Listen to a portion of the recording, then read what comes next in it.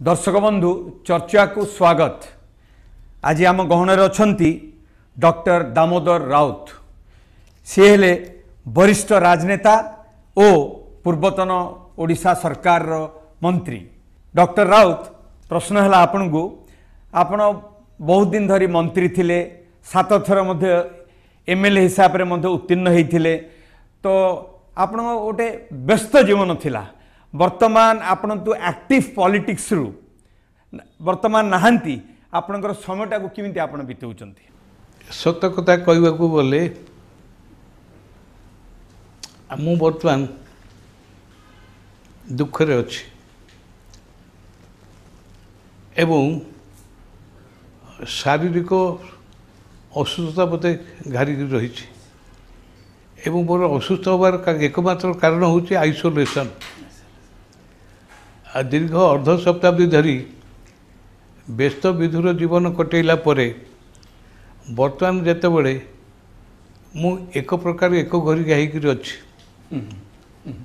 राजनीतिक दल रे नाही पद पदवी रे नाही एवं वर्तमान राजनीति रे जहाँ चली कौन सी राजनैतिक कार्यकलाप अंशग्रहण कर सुविधा ना तेणु घरे एका बसिले नाना दुश्चिंता मन को आसुची देह असुस्थ होची यही अवस्था रे मु अछि। सुशासन बोले आपण कोन बुझंती? सुशासन तो आजिकल आउ नाही। सुशासन होची गणतंत्र रे साधारण मन को बुझिला भली साधारण लोकंकर मन छुईला भली कार्य करवा सरकार होची दायित्व। से यदि लोकों को अणदेखा करी एकपाखिया करी शासन करा जाए ताको स्वेच्छाचारिता कहती से सुशासन हो पारिब नाही। तो वर्तमान राजनीति रे दिल्ली ठारू पल्ली पर्यंत आउ सुशासन थिला भलिया जना पड़ुने। तो ताको सुधारिबा पई हमको की पदक्षेप हमको नेबा पड़ियो? सुधारिबाटा एते सहज नुहे। अच्छा सी निर्भर करुँच दुईटा कथा उपरे। गोटे हूँ जनजागरण आ गोटे हूँ कई नेता नेतृत्व नबारे आगू आसबार अच्छे। आप गोटे उदाहरण देवी धरी नि जाऊ स्वर्गत विजु पट्टनायक अल्प दिन पे मुख्यमंत्री थिले। थरे रायगड़ा जिलार गुड़ारी जावाक कार्यक्रम है आमे सेते बेले तांकर समर्थक माने कहलु एते बाट आपण जिबे आपनकर देह भल नाही गोटे हेलिकॉप्टर व्यवस्था करतु। डॉक्टर वैश्वेश्वर पंडा स्वर्ग रही इम्फार कहला हेलिकॉप्टर से राजी हो गले। किंतु जो दिन जीवा कथा से दिन सकाळु सकाळु आसी पहुँची कहले जे मुख्यमंत्री जानकी पट्टनायक कहते हेलिकॉप्टर दरकार मु कौन करी। विजु बाबू ता कथा बुझिले कहले अरे तुम्हें तो व्यवसायी लोक गोटे मुख्यमंत्री हाथ में मागू नदब दे दियो मु मोर जमी जी से निजे कहले। आम जो शुणिलु हेलिकॉप्टर आसबनी आम डॉक्टर वैश्वेश्वर पंडा उपर बहुत रागी गलु। किंतु बिजु बाबू से कथा बुझते मुझे कहली सी मत कहले अरे से हेलिकॉप्टर कौन हम मु गाड़ी रे गले मो लोक को देखी देखा जीवी मु आकाश में कहीं उड़ी जी 500 केते किलोमीटर दूर से पुराना स्टेशन वगैरह से गले मु गाड़ी में बसली आम गलु बाट जाक बिजु बाबू आसुँच बोली 20 30 50 60 100 लोक सब गदा लोक गदा गाड़ी ओल्ल पड़े गोटे हाई हाई करदे कथा खुशी लोक भी खुशी से भी खुशी गुड़ारी पहुँचलु 4-5 हजार लोक भाषण सब देलु सभा शेष से भाषण देले भाषण देकी ओल्ल पड़े स्टेज उपरू। ये आदिवासी मान गोटे लक्षण हूँ से आदिवासी महिला माने जो सभा समिति जाती से मेड़ी बांधिक गोटे जगह बसती से 200-300 खंडे स्त्री लोक बसते ये पाक चलीगले। गोटे वयस्का महिला आदिवासी महिला कांध हाथ पकड़ माँ मत चिन्ह ସେ ସମସ୍ତେ ଏକା ସ୍ୱରରେ କହିଲେ ବାବୁ ଚିହ୍ନିଛୁ ତୁ ତ ଆମ ବିଜୁ ବାବୁ ଆମେ ଚିହ୍ନୁ କି କହିଲେ ହଁ ମୁଁ ତମ ବିଜୁ ବାବୁ ମୁଁ ବିଜୁ ପଟ୍ଟନାୟକ ମୁଁ ମୁଖ୍ୟମନ୍ତ୍ରୀ ତମମାନଙ୍କ ପାଖକୁ ଆସିଛି ଆଉ ତମର କ'ଣ ସମସ୍ୟା ଅଛି ମୋତେ କହ ମୁଁ କ'ଣ କରିପାରିବି ଆଉ ଗୋଟେ ସ୍ତ୍ରୀ ଲୋକ ସେ ପାଖରୁ କହିଲା ବାବୁ ମୋ ଆମେ ମାଇକିନା ମାନେ ସକାଳୁ କାମକୁ ଯାଉଛୁ ଯେ ସଞ୍ଜକୁ ଫେରୁଛୁ ଯାହା ମଜୁରୀ ଆଣୁଛୁ ପିଲାକୁ ଖୋଉଛୁ ମଦକୁ ଖୋଉଛୁ ଆମେ ଖାଉଛୁ ମର୍ଦ କାମକୁ ଯାଇ ପଇସା ଯାକୁ ଆଣୁଛି ଗାଁ ଘାଟରେ ମଦ ପିଇ ଦେଇ ଆସି ଆମକୁ ବାଡ଼ଉଛୁ ଆମେ କ'ଣ କରିବୁ ଯେ ବିଜୁ ବାବୁ ସ୍ତମ୍ଭୀଭୂତ ହେଇଗଲେ କେତେ ମିନିଟ୍ ପାଇଁ ତାପରେ ଗମ୍ଭୀର ସ୍ୱରରେ କହିଲେ ମା ମାନେ ମୁଁ ବିଜୁ ପଟ୍ଟନାୟକ ମୋ ଉପରେ ଭରସା ରଖ ତମେମାନେ ଯେଉଁ ମର୍ଦ ମଦ ପିଇକିରି ଆସି ତାଙ୍କୁ ବାଡ଼ଉଛି ତେବେ ତାକୁ ଛାଞ୍ଚୁଣ୍ଡିରେ ବାଡ଼ା ଆମକୁ ହସ ଲାଗିଲା ଆମେ ହସିଲୁ ସେ କିନ୍ତୁ ଗମ୍ଭୀର ଭାବରେ କହୁଥାନ୍ତି ସେ ଆଦିବାସୀ ସ୍ତ୍ରୀକୁ ଶୁଣୁଥାନ୍ତି ସେମାନେ ତାଙ୍କୁ କହିଲେ ଯେ କୌଣସି କଥାକୁ ଭୟ କର ନା ମଦ ପିଇକିରି ଯିଏ ଆସୁଛି ତାଙ୍କୁ ଛାଞ୍ଚୁଣ୍ଡିରେ ବାଡ଼ା ଗଲା ଆମେ ଆସିଲୁ ହଁ ଆଉ ବେଡ଼ି ବାନ୍ଧିକିରି ଯେତେ ସବୁ ମଦ ଭାଟି ଅଛି ତାକୁ ସବୁ ଭାଙ୍ଗି ପକାଅ ଆମେ ଆସିଲୁ ବିଜୁଙ୍କ କଥାକୁ ସେ ସ୍ତ୍ରୀ ଲୋକମାନେ ଏମିତି ମନ ଭିତରୁ ନେଇଗଲେ ସେ ବେଡ଼ି ବାନ୍ଧିକିରି 50, 100, 200 ମହିଳା ଏକା ସାଙ୍ଗରେ ଯେତେ ମଦ ଭାଟି ସେଟା ଭାଙ୍ଗିଦେଲେ ଆଚ୍ଛା ଯେଉଁଟା ବେଆଇନ ମଦ ଭାଙ୍ଗି ସେ ଭାଙ୍ଗିଲେ ଯେଉଁମାନେ ଲାଇସେନ୍ସ ନେଇ ମଦ ଭାଟି ଭାଙ୍ଗିଲେ ସେ ଥାନାରେ ଏତଲା କଲେ ଥାନାବାଲା କେସ୍ କଲେ 15 ଦିନ 10-15 ଦିନ ପରେ ଦଳେ ଆଦିବାସୀ ମହିଳା ପ୍ରାୟ 15-20 ଜଣ ଆଉ ଜଣେ ପୁରୁଷ ଲୋକ ଆସି ନବୀନ ନିବାସରେ ପହଞ୍ଚିଲେ ଉପର ମହଲା ବାରଣ୍ଡାରେ ଆମେ ବସିଥାଉ ବିଜୁ ବାବୁ ଥାନ୍ତି ମୁଁ ଥାଏ ବିଜୁ ବାବୁ ଗେଟ୍ ଆଡ଼କୁ ଯାଇ ସେତେବେଳେ ତ ସିକ୍ୟୁରିଟି ଫିକ୍ୟୁରିଟି କିଛି ନଥିଲା ଗେଟ୍ ଖୋଲା ସବୁ ଯିଏ ଆସିବ ସେ ଆଦିବାସୀ ମହିଳା ମୋତେ କହିଲେ ତାପରେ ଦେଖିଲି କିଏ ଆସିଲେ ମୁଁ ବୁଲି ଦେଖିବାକୁ ଆଦିବାସୀ ମହିଳା ଆଦିବାସୀ ମହିଳା ଚାଲ ଚାଲ ତଳକୁ ଚାଲ ସାଙ୍ଗେ ସାଙ୍ଗେ ତଳକୁ ଓହ୍ଲେଇ ଆସିଲେ ସେ ପୋଟିକ ପାଖରେ ଯେମିତି ଛିଡ଼ା ହେଇଛନ୍ତି ସେ ସବୁ ଜାଗା ଆଦିବାସୀ ମହିଳା ମୁଣ୍ଡ ନଗେଇ ଓଳିକି ହେଲେ ପଚାରିଲେ ମା ମାନେ তুমি ସବୁ କୁଆଡ଼େ ଆଇଲ କାହିଁ ଆସିଛ କୁଆଡ଼େ ଆସିଲ ନା ବାବୁ ତୁ ତ ଆମକୁ କହିଲୁ ମେଡ଼ି ବାନ୍ଧିକିରି ମଦ ଭାଟି ଭାଙ୍ଗ ଆମେ ମଦ ଭାଟି ଭାଙ୍ଗିଲୁ ଯେ ଭାଟିବାଲା ଆମ ନାଁରେ ମକଦ୍ଦମା କରୁଛି ପୋଲିସ ଆମକୁ ବାନ୍ଧିବାକୁ କହୁଛି ଆମେ କ'ଣ କରିବୁ ଯେ ନା ପୋଲିସ କହୁଛି ବାନ୍ଧିବ ନା ହଁ ମୁଁ ଗିରଫ କରିବାକୁ କହୁଛି ବୋଲି ପଡ଼ିଲେ ଟେଲିଫୋନ ଥୁଆ ହେଇଥିଲା ବାରଣ୍ଡାରେ ପ୍ରଫୁଲ୍ଲର ତ ଆଇଛି ଡିଜି ତାଙ୍କୁ ଲଗାଇଲେ କହିଲେ ଆରେ ପ୍ରଫୁଲ୍ଲ ମୁଁ ଏ ଝିଅ ଗୁଡ଼ାଙ୍କୁ କହିଥିଲି ଆଦିବାସୀ ଝିଅ ଗୁଡ଼ାଙ୍କୁ ମଦ ଭାଟି ଭାଙ୍ଗିବା ପାଇଁ तो पुलिस कहीं तो अरेस्ट कर डोंट अरेस्ट देम कोई टेलीफोन रखिदे अच्छा आईपीसी सीआरपीसी प्रोविजन जा विजु कौन जानी ना कि एक कहबार उद्देश्य है से स्त्री लोक मान साहस देले जे विजु बाबू कहले मद बाटी भांगू कहले से गले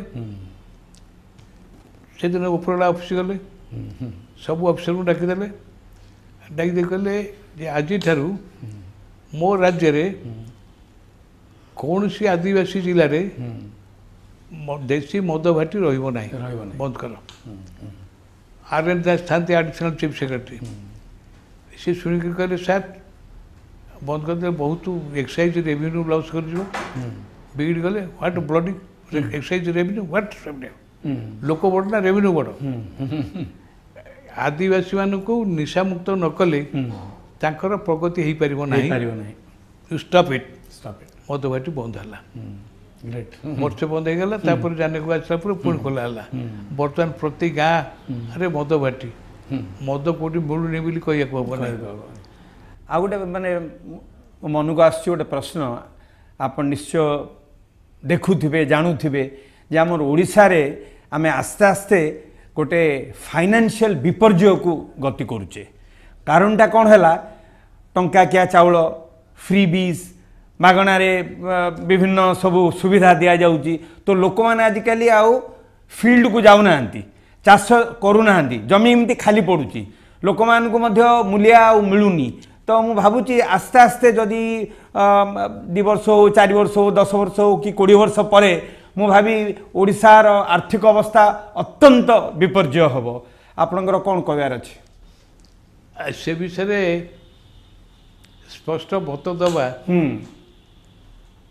मोर निजस्व निरापत्ता दृष्टि संभव नुहे अच्छा अच्छा अच्छा ओके किंतु गोटे कथा कहबी बर्तमान श्रीलंका जो अवस्था सी अवस्था आमर हम ना तो खूब भल एक राइट द्वितीय कथा हूँ ମୁଁ ସ୍ୱର୍ଗତ ବିଜୁ ପଟ୍ଟନାୟକର ଜଣେ ଅତି ନିକଟତମ ଅନୁଗତ। ସେ ଯେଉଁଠିକି ଯାଆନ୍ତି ସଭା ସମିତିରେ ସେ ଯୁବପିଢ଼ିକି ଆଗେ ଆହ୍ୱାନ କରନ୍ତି, ତମେ ସ୍ୱାଭିମାନୀ ହୁଅ, ସ୍ୱସ୍ତିବାଦୀ ହୁଅ, ଗୋଲାମୀ କରନି, ନିଜ ଗୋଡ଼ରେ ଠିଆ ହେବାକୁ ଚେଷ୍ଟା କର। ମୋ ରାଜ୍ୟରେ ଖଣି ଖାଦାନରେ, ବଣ ଜଙ୍ଗଲରେ, ନଦ ନଦୀରେ, ସମୁଦ୍ର ବେଳାଭୂମିରେ ଅପର୍ଯ୍ୟାପ୍ତ ପ୍ରାକୃତିକ ସମ୍ପଦ ରହିଛି, ତୁମେ ଗରିବ ହେଇକରି କାହିଁ ରହିବ? ସେଇଥିପାଇଁ ମୁଁ ଭାବୁଛି ଆମେ ଯେଉଁ କହୁଛେ ଯେ Odisha is rich but the people of Odisha are poor. ଆମେ କହୁଛେ ଓଡ଼ିଶା ଧନୀ ମାତ୍ର ଓଡ଼ିଶାର ଲୋକ ଗରିବ। ତ ଏଇଟା କି ଗୋଟେ କ'ଣ କାରଣ କି? ତ ଠିକ୍ ଭାବରେ କହିହେବନି। ଆମର ଅପବାଦ ଥିଲା ପ୍ରାକୃତିକ ସମ୍ପଦରେ ଭରପୁର ଓଡ଼ିଶା ଦେଶରେ ସବୁଠୁ ଧନୀ ରାଜ୍ୟ, କିନ୍ତୁ ଏହାର ଲୋକ ଥିଲେ ଗରିବ। ଇଏ ଏକ ଉପହାସ ଥିଲା, ଭାଗ୍ୟ ପ୍ରତି ଉପହାସ ଥିଲା। ତ ନବୀନ ପଟ୍ଟନାୟକ ଆସିଲା ପରେ କିଛିଟା ବିକାଶମୂଳକ କାମ ହେଉଛି। ୟାର ବ୍ୟାକଗ୍ରାଉଣ୍ଡରେ ଆଉ ଗୋଟେ କଥା ମୁଁ ଆପଣଙ୍କୁ କହିବି। ଆଜ୍ଞା, 1990 ମସିହା ପର୍ଯ୍ୟନ୍ତ ଫରେନ୍ ଏକ୍ସଚେଞ୍ଜ, ବୈଦେଶିକ ପୁଞ୍ଜି ବିନିଯୋଗ ପାଇଁ କେନ୍ଦ୍ର ସରକାରଙ୍କ ନିୟନ୍ତ୍ରଣ ଥିଲା। ବିଜୁ ପଟ୍ଟନାୟକ ଦ୍ୱିତୀୟ ଇସ୍ପାତ କାରଖାନା କରିବାକୁ ଚାହିଁଲେ, ସ୍ୱରାଜ ପାଣିକୁ ଶୁଭ ଦେଲେ, କିନ୍ତୁ କେନ୍ଦ୍ର ସରକାର ବୈଦେଶିକ ପୁଞ୍ଜି ବିନିଯୋଗ ପାଇଁ ଅନୁମତି ଦେଲେ, ସେ ଫେରିଗଲେ। ବିଜୁ ପଟ୍ଟନାୟକ 79 ମସିହାରେ ପାରାଦ୍ୱୀପରେ ଫ୍ରାନ୍ସର ଗୋଟେ କମ୍ପାନୀ ସହିତ ଟର୍କି ବେସିସରେ ଗୋଟେ ଇସ୍ପାତ କାରଖାନା କରିବାକୁ ବସିଥିଲେ। କେନ୍ଦ୍ର ସରକାର ପରମିଶନ ଦେଲେନି, ଫରେନ୍ ଏକ୍ସଚେଞ୍ଜ ପାଇଁ ସେଠି ହେଇପାରିଲାନି। ଏଇସବୁ ଘଟଣା ଯୋଗୁଁ ବିଜୁ ପଟ୍ଟନାୟକ ବିରକ୍ତ ହେଇକରି 1990 ମସିହାରେ ସେ କେନ୍ଦ୍ର ସରକାରକୁ ଚ୍ୟାଲେଞ୍ଜ କଲେ ଫିସ୍କାଲ ଅଟୋନୋମି। ସେ କହିଲେ ଯେ ମୋ ରାଜ୍ୟରେ ଅନେକ ପ୍ରାକୃତିକ ସମ୍ପଦ ଅଛି, ପୃଥିବୀରେ ଅନେକ ଦେଶରେ ଅନେକ ବ୍ୟକ୍ତିଙ୍କ ପାଖରେ ଅପର୍ଯ୍ୟାପ୍ତ ଟଙ୍କା ଅଛି, ମୁଁ ସେମାନଙ୍କୁ ସିଧା ନିମନ୍ତ୍ରଣ କରି ଆଣିବି, ପ୍ରାକୃତିକ ସମ୍ପଦ ବିନିଯୋଗ କରି ମୁଁ ଗରିବ ହଟେଇବି, ମୋ ପିଲାମାନଙ୍କୁ ମୁଁ ନିଯୁକ୍ତି ଦେବି। ଏବଂ ତାଙ୍କର ଯୁକ୍ତି ଏତେ ଦୃଢ଼ ଥିଲା, ସେତେବେଳର ପ୍ରଧାନମନ୍ତ୍ରୀ ସ୍ୱର୍ଗତ ନରସିଂହ ରାଓ ତାଙ୍କ କଥାକୁ ମାନିଲେ ଏବଂ ସେଥିପାଇଁ ଗୋଟେ କମିଟି ବସିଲା। ସେ କମିଟି ବସି 1997 ମସିହା ବିଜୁବାବୁ ମରିବାକୁ ଅଳ୍ପ ଦିନ ଥିଲା, କେନ୍ଦ୍ର ସରକାର ତାକୁ ସେ ନିୟମ ପରିବର୍ତ୍ତନ କଲେ। ସେଠି ଗୋଟେ କଲେ ଯେ direct foreign exchange promotion board, ଗୋଟେ ଅଟୋନମସ୍ ବଡି କଲେ ଏବଂ ତାର ଚେୟାରମ୍ୟାନ୍ ହେଲେ ରତନ ଟାଟା। ତାକୁ କମର୍ସ ମିନିଷ୍ଟର ରଖାହେଲା। ଯେତେବେଳେ ଥରେ ଏଇ କଥା ହେଇଗଲା ଯେ ଦେଶ ଭିତରୁ ଦେଶ ବାହାରୁ ପୁଞ୍ଜିପତିମାନେ ଧାଡ଼ି ଲଗାଇଲେ ଓଡ଼ିଶାକୁ, ଏବଂ ଧାଡ଼ି ଲଗାଇବା ଫଳରେ ନବୀନ ବାବୁ 2004 ମସିହାରେ ଆସିଲା ଯେଉଁ ଶିଳ୍ପନୀତି ଘୋଷଣା କଲେ ଏବଂ ଦେଖାଗଲା ଭାରତବର୍ଷରେ ପୁଞ୍ଜି ନିବେଶ କ୍ଷେତ୍ରରେ ଓଡ଼ିଶା ଏକ ଅଗ୍ରଣୀ ରାଜ୍ୟ। 5 ଲକ୍ଷ କୋଟି ଟଙ୍କା ଏଠି ଇନଭେଷ୍ଟ ହେଇଗଲା। ଯେତେବେଳେ ଗୁଡ଼ାଏ ଶିଳ୍ପ ହେଲା, ଲୋକଙ୍କର ଉପକାର ନିଶ୍ଚିତ ବଢ଼ିଲା। ସେଇ କାରଣରୁ ଯଦିଓ କୁହାଯାଉଛି ଓଡ଼ିଶା ଶିଳ୍ପ ସମୃଦ୍ଧ ହେଇଗଲା, ହେଇଛି, ଶିଳ୍ପ ହେଇଛି, କିନ୍ତୁ ତାର ବେନିଫିଟ୍ ଯେଉଁଟା ସାଧାରଣ ଲୋକଙ୍କ ପାଖକୁ ଯିବା କଥା ସେଇଟା ଯିବା ଭଳି ଦେଖାଯାଉନାହିଁ। କାରଣ କ'ଣ? କାରଣ ହେଉଛି,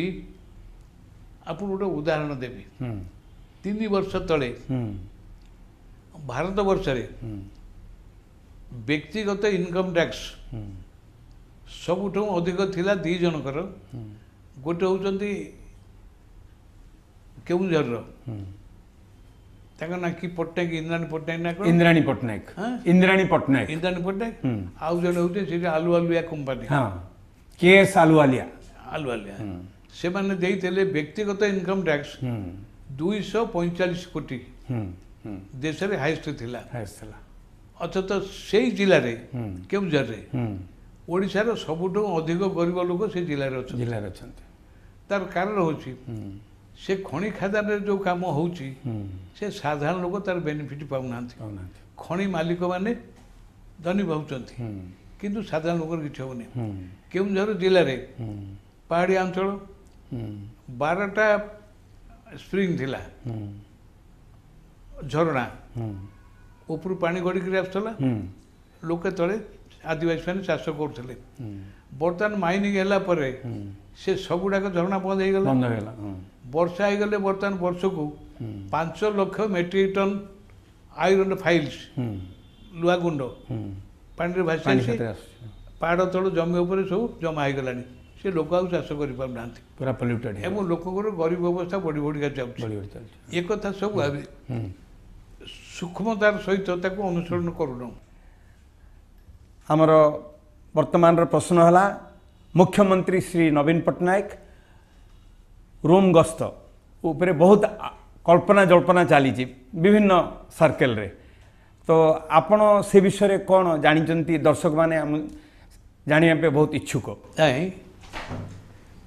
माननीय नवीन पट्टनायक दीर्घ 22 वर्ष धरी मुख्यमंत्री अच्छा एवं अनेक दिन पर एक 10 दिनिया विदेश गस्त जाइछन्ति। आपण प्रतिदिन टीवी रे देखुथिबे आज्ञा ताकर प्रतिदिन मोर कार्यक्रम मध्य टीवी मानकर आसुछि एवं ओडिशार विकास निमित्त किछि लोक सहित से आलोचना करुछन्ति। पुंजी निवेश पाई दुबई रे मध्य ताकर गोटे कार्यक्रम रही पुंजीपति मान को से भाषण देवे एवं सेठी इटाली रे रोम रे पहुँचला परे से पोल को पोप को देखा करछन्ति गोटे गुडविल विजिट एवं अन्य राजनेता सहित से ओडिशा रे इटाली तरफ किसी पुंजी विनियोग हम कि किसी हम ये विषय देखिए ये सब सरकारी कार्यक्रम तो कल्पना जल्पना तो अनेक लोग अनेक कथा करें जदिओ सरकारी गस्तक्रम भितर ताकर व्यक्तिगत घटना किसी थी सीटा नुआ कथा कि आश्चर्य हमारे किसी ना किंतु मुख्यतः नवीन पट्टनायक मुख्यमंत्री भाव में ओडिशा पाई किछि पुंजी निवेश आनिबा किछि वैज्ञानिक किछि कंपनी बड़ कंपनी मान सहित ओडिशा विषय आलोचना करवा एभली किछि भल काम उद्देश्य से जाइछन्ति। तो कल्पना जल्पना जो मैंने करुछन्ति सेमानकर सीमित चिंता भितर से चिंता करुछन्ति तेणु से प्रथा कहवा किछि कहबानी। आ गोटे कथा मते आपण निश्चित भाव में मो साथ रे राजी हेबे जे लोकमानक भितर गोटे अनुभव करुछन्ति तांक समान गोटे फीलिंग रही जे किछि निर्दिष्ट ब्यूरोक्रेट्स आमर ओडिशा को परिचालना करुछन्ति से विषय आपनकर वक्तव्यटा कौन? मुझे केतोटी कथा कहबी। स्वर्गत सदाशिव त्रिपाठी 65 मसीह मुख्यमंत्री हेले ता परदिन जी डिपार्टमेंट गोटे सर्कुलर गला तादर लेखा थिला all border district of the state should be manned by revenue law knowing Odia AS officer माने आमर जते सीमांतवर्ती जिला अच्छी राजस्व आईन जानी ओडिया एएस अफिसर से जोग देवा दरकार कहीं से कहते ना आपणकर गोटे कथा आपको कहबी खाद्याभ्यास कर्माभ्यास ईश्वर विश्वास सामाजिक चलनी ये सबुआड़े एका भाया नुह तेणु जड़े अणओडिया अफिसर जदि सेठी जाकर जिलापाल भाव कार्य करती हुए तो प्रशासक भाव में दक्षता थी पारे किंतु सेठी साधारण लोकंर कर्माभ्यास कौन खाद्याभ्यास कौन ताकर सामाजिक चलनी कौन ये विषय धारणा नहीं अवगत ना तेणु से कम कर शासन कला बेले सेटा अपशासन जाए ठीक शासन हुए नहीं से सदाशिव त्रिपाठी करते। द्वितीय कथाटा हूँ गणतंत्र लोकप्रतिनिधि शासन लोकप्रतिनिधि मानकर चिंता चेतना परिकल्पना एवं तांकर निर्देश परामर्श को लेकर शासन चलवा कथा। आम देश ब्रिटिश शासन रहा 200-250 वर्ष ये अमलातंत्र शासन है जड़े कानाडियन स्त्री लोक आमर स्वाधीनता संग्राम चलता बेले बापा दिल्ली थे दिल्ली रोते स्वाधीन संग्राम देखुले परवर्ती काल देश स्वाधीन है से पंडित जवाहरलाल नेहरू के ऊपर गोटे बही लिखिं प्रथम प्रधानमंत्री तार मुखबंधर से लिखिं Pandit Jawaharlal Nehru the first prime minister of India was a visionary a well reputed statesman but he died out of a frustration because he wanted to bring some qualitative change in Indian polity, but was obstructed at every stage by the steel frame bureaucracy left by Britishers. ଏଥିରୁ ଆପଣ ବୁଝିବେ ଯେ ଜବାହରଲାଲ ବ୍ୟାଖ୍ୟା କରିଥିଲେ ତେଣୁ ଯେଉଁ ଅମଲାତନ୍ତ୍ରର ଯେଉଁ ପ୍ରଭାବ ଥିଲା ଆମର ଯେଉଁମାନେ ପ୍ରଶାସକ ଅଛନ୍ତି ସେ ମଶୁରୀ ଟ୍ରେନିଂ ଗଲେ ସେଇ ବ୍ରିଟିଶ କରିକୁଲମ୍ ପଢ଼ୁଛନ୍ତି ଏବଂ ଅମଲାତନ୍ତ୍ରର ଯେଉଁ ପ୍ରଭାବଟା ତା ଦେହରୁ ଆମର ବର୍ତ୍ତମାନର ବ୍ୟୁରୋକ୍ରାସି ମୁକ୍ତ ହେଇନାହିଁ ସେ ଅମଲତାନ୍ତ୍ରିକ ଆଭିମୁଖ୍ୟ ତାଙ୍କର ରହିଛି ଏବଂ ସେମାନେ ଯଦି ପ୍ରଶାସନରେ ପ୍ରାଧାନ୍ୟ ଲାଭ କରନ୍ତି ଲୋକପ୍ରତିନିଧିମାନେ ଯଦି ନିରବ ଦ୍ରଷ୍ଟା ହୁଅନ୍ତି ତାହେଲେ ତାଙ୍କର ପ୍ରଭାବ ବଢ଼ିବ ସେଭଳି ଘଟଣାକୁ ଲକ୍ଷ୍ୟ କରି କେହି କହିପାରୁଥାଏ ଅସମ୍ଭବ କଥା କିଛି ନୁହଁ ନିଶ୍ଚୟ ନିଶ୍ଚୟ ଭଲ ଆପଣ ଜଣେ ଏତେ ଆପଣଙ୍କର ଏକ୍ସପିରିଏନ୍ସ ଅଛି ଆପଣ ମନ୍ତ୍ରୀ ଥିଲେ ବିଭିନ୍ନ ପଦବୀରେ ଆପଣ ଥିଲେ ଆପଣଙ୍କର ଗୋଟେ ମନରେ ଗୋଟେ ଯାହାକୁ ଆମେ କହୁଛୁ ସୁନ୍ଦର ଭାଷାରେ ଅନଫିନିଶ୍ଡ ଏଜେଣ୍ଡା एजेंडा तो आपनकर अच्छी सूची अच्छी आपनकर गोटे लाइफ रे गोटे सूची अच्छी अनफिनिश्ड एजेंडाटा कौन जोटा आप भावुंट संपूर्ण मु करि पारनी मात्र वर्तमान संपूर्ण करवा दरकार मो पाई तो हाउ आप किंदी प्लान करछन्ती सेटा को अनफिनिश्ड एजेंडा को पूर्ण करबा पई शुणतु दस्यु रत्नाकर भी वाल्मीकि होइतिले मु जने साधारण लोक गोटे अपच अंचल गोटे चाषी परिवार आसती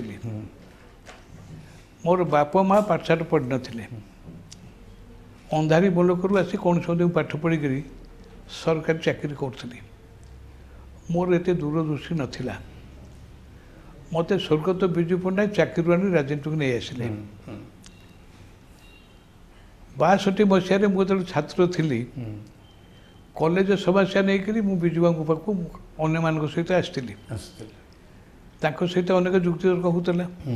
से से एमएलए कॉलोनी रोते दिने जुक्ति हो अन्य मैंने डरी जाती गोटे मोर भी तो थाए प्रति कथार बड़ पार्टी कहती अन्य पिला माने डरी जाती मु डरेनी मु जुक्ति करे जुक्ति करू करू दिने कहली मुझे आज्ञा पिला दिन आपण विषय आम अनेक कथा शुणीचु आपण एत साहसी एत दुर्दशा एत कथा तो आम पिला मान कथा कहीं शुणुना से मतलब तू कौन कहूँ कहली गोटे कथा कहबी आम आईएससी पास कलापर 4 वर्ष पढ़ुचु डाक्तर इंजीनियर आम सब पढ़ुचु आम सब हूँ वैषयिक व्यक्ति टेक्निकाल लोक तो सबू क्षेत्र में आप आईएएस अफिसर मानक सब डायरेक्टर कर आईएएस जी है कौन सब जानी ना तोर कौन क्षति होगा मुझे मोर क्षति होनी आप मोर कौन क्षति होगी आप आईडीसी कर रायरंगपुर गोटे 100 मिल कले आईडीसी तरफ 4 मास जाइनी से खराब हो गला खबर आसला शिल्प विभाग निर्देशक थे जड़े आईएएस अफिसर से खबर पाई देखा गले देखी सारिक लिखिदे टू नोट रे से मेसीन टाक बदल दियो मेसीन टार दाम हो 36 लाख से डायरेक्टर जड़े डेप्यूटी डायरेक्टर टेक्निकाल थे कोविद राउत बोली सी जड़े इंडस्ट्रियल इंजीनियर सी कथा शुणी भाविले केमती 4-6 मास है कहीं खराब हम किंतु जो निज बड़ हाकिम और डायरेक्टर लगे से किसी कहीपर निजर कौतूहल दमन नक से व्यक्तिगत सरकार प्रोग्राम नक व्यक्तिगत देखा गले से बुलिक देखिले मात्र कईटा नट बोल्ट चेंज करदे 56 टका लगे से पुणी चलला से न जाई 36 लाख टका जाता तू के जालु मु कहली मु पाठ पढ़ला बेले घर पाखे रोली से मो भाई को सागर कथा होता मुझे शुणुली से 2-3 जन टेलीफोन कले बिजू बाबू कथा जानले सत से दिन से कहले from today in my state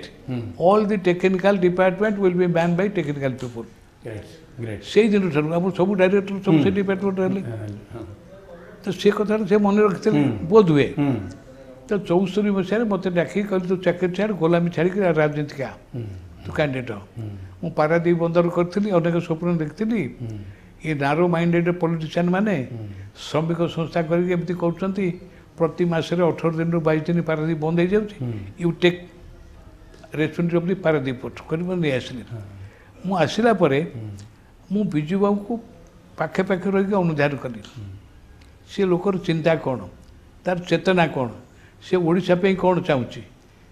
से कथा देखी देखी तांकर अनेक प्रभाव मो पर पड़ला बहुत उत्साहित आपने हेले पड़ला परे मु तांको कथा को भूली ना जीवन में अनेक कथा काम कला बेले जहाँ आप कहले मु 7 थर विधायक होइछि प्राय 24 वर्ष मंत्री होइछि मोर दक्षता पर कई प्रश्न उठे ना केवल मु दुर्नीति करछि बोली कई कहि दांती मु जो विभाग नहीं से विभाग किसी काम करने मु चेष्टा करछि ना आज पर्यंत आप गोटे परिष्कार गोटे छवि अच्छी पॉलिटिशियन हिसाब से आप गोटे परिष्कार छवि गोटे अच्छी इमेज जो आप गोटे अच्छी से आप बोझाई रखिंट आज पर्यंत जो कथा आप पचारे असमाहित एजेंडा आप कौन रहीगला आप कौन भावुंट तो व्यक्तिगत जीवन तो कथा नुहे ये साधारण जीवन कथा ते साधारण जीवन में बर्तमान किसी करवा भली कौन सुजोग मो पाखे ना जे विजु पट्टनायक मो राजनीतिक जीवन से हूँ प्रज्ञा पुरुष तांकर सुपुत्र नवीन पट्टनायक नवीन पट्टनायक नेतृत्व को वृद्धिमंत करिबारे मु मोर सीमित शक्ति प्रयोग करछि सब सुरक्षा दे आछि नवीन बाबू पाखे बाबद मोर गोटे भिन्न धारणा रही सी जड़े होती भिन्न स्वादर मनीष लोक प्रति उदारता रही प्रकृति और मनीष भितर संपर्क कौन ताकू अनुध्यान करने गोटे समय हाथी पिठी बसी से कोणार्क रायपुर पर्यटन जाते एवं से गोटे बही लिखिं से बेस्ट सेलर रही चिंता चेतना लोक मान अनेक कथा अच्छी किंतु सी जो कथा कहते ताकू कार्यकारी कला बेले से ठीक भाव हो नहीं देखा जा पार तेणु से असुविधाटा हो तो नवीन पट्टनायक जड़े भिन्न स्वादर मनीष अन्य राजनेता भली से कौशली नुहति कपटी नुहति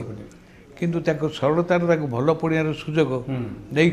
किसी लोग जब एक्सप्लोट करुवे से कथा आपण मैंने जानते मुझे उचित तो शेष में मुझे आपको अनुरोध करी आमर दर्शक बंधु को आपण मैंने गोटे खूब सुंदर गोटे उत्साहजनक गोटे वार्ता देवे वार्ता देवी कौन गणतंत्र जाग्रत प्रहरी हूँ गणमाध्यम जहाँ कहती चतुर्थ स्तंभ आज्ञा बर्तमान से चतुर्थ स्तंभ गणतंत्र जाग्रत प्रहरी से जाग्रत होकर काम करते अनेक भल कथा हाँ तो से मैंने ता नक केवल दोषदर्शी होती जहाँफल शासन रे अनेक असंगति देखा दूची जे घोड़ा दौड़े ता पिठी पर जे सहित बसे से हाथ में चाबुक धरता है घोड़ा बाट चले सहित जदि अयोग्य हुए ताले घोड़ा पिठू के गड़ी पड़ार संभावना थाए से भाई अवस्था शासन जदि हुए तेणु आपण मानकर जो अभियोग होची जे ब्यूरोक्राट माने अमलातंत्र प्रभाव विस्तार करुच्ची से दोष कार दोष लोकप्रतिनिधि मानकर लोकप्रतिनिधि मैंने सचेतन हूँ एवं गणमाध्यम सचेतन हो सुशासन प्रतिष्ठा हे मुख्यमंत्री भाव में नवीन पट्टनायक उदारतार सहित ओडिशार लोक मानकर मंगल जो विपुल पुंजी विनियोग करछंती से पुंजी गुड़िक किभली भाव में हिताधिकारी भाई पहुँचब ताकू देखापी गोटे पटे लोकप्रतिनिधि तल स्तर एवं अन्य पक्षर गणमाध्यम आपको जदि जत्न सहित देखिए ताले खूब भल हम बहुत बहुत धन्यवाद आपण आमको समय देले खूब सुंदर भाव में आप कहले आम दर्शक मैंने अति उत्साह सहित शुणी बहुत बहुत धन्यवाद।